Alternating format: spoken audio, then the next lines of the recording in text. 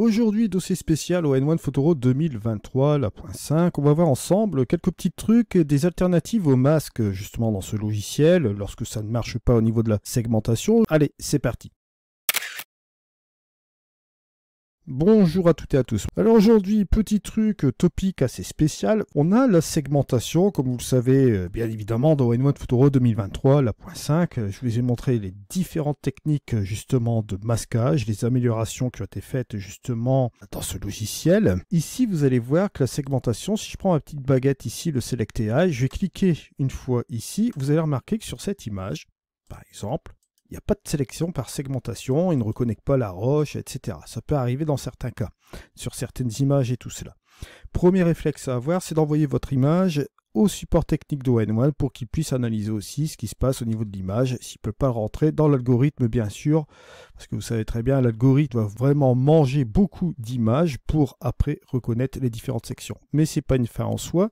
Je vais vous montrer quelques petites techniques lorsque cela ne fonctionne pas sur votre image. Vous avez une alternative, si par exemple je rajoutais un effet, bon allez, on va prendre une courbe, le truc le plus simple, hein, on pourrait prendre le contraste dynamique, etc.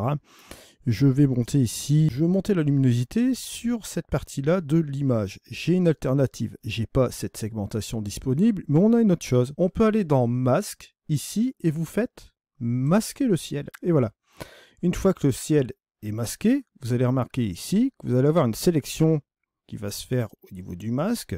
En affichage, il y aura un masque qui sera fait sur le plan qui est ici, sauf le ciel. Bien sûr, vous pouvez inverser pour sélectionner le ciel. Et vous voyez que là, vous avez directement ici la possibilité de sélectionner cette partie-là. Bien sûr, si vous voulez encore affiner le masque, vous pouvez toujours le faire. Bon, vous avez le niveau aussi, comme vous le voyez là. Et si vous voulez rajouter même une progressivité pour pas avoir des bords qui soient trop durs ici, vous pouvez toujours le faire. Et là, vous avez bien évidemment la possibilité d'interagir sur cette partie-là de l'image. Voilà.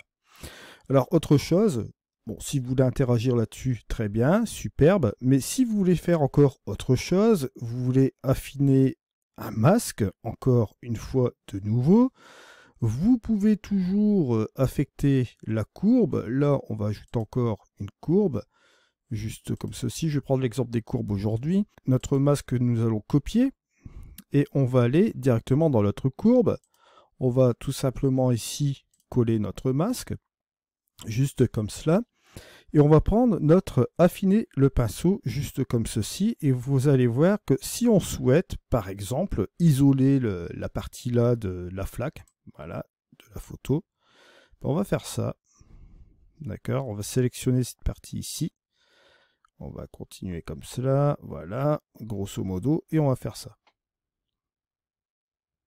Voilà, et là je vais pouvoir interagir, si je le souhaite, directement là sur les parties externes sauf la flaque. J'ai extrait ma flaque comme vous voyez ici et là bien évidemment ça va me permettre de jouer sur les autres parties de l'image juste comme cela. Vous voyez, vous avez différentes alternatives. Ce n'est pas une fin en soi si vous n'avez pas forcément la segmentation. Grâce à cet affiner le pinceau, vous pouvez bien évidemment sélectionner des éléments. Et là bon, bien sûr, attention, j'ai omis d'utiliser la méthode ici. Je peux prendre les bords qui vont être très durs ici, les hard edge, et je vais avoir une sélection qui sera un petit peu plus sympa. Bon, si je fais un réinitialiser par exemple, je me mets en hard edge, je vais prendre par exemple ce rocher qu'on voit ici, voilà, je vais faire ça comme ça.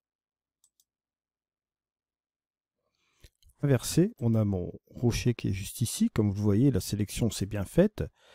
Maintenant, si vous voulez, bon là je vais vraiment à l'extrême pour faire ce petit truc là, je peux bien sûr affiner bon, ce petit masque que vous voyez là, on peut carrément affiner les bords plutôt dans le sens inverse, voilà.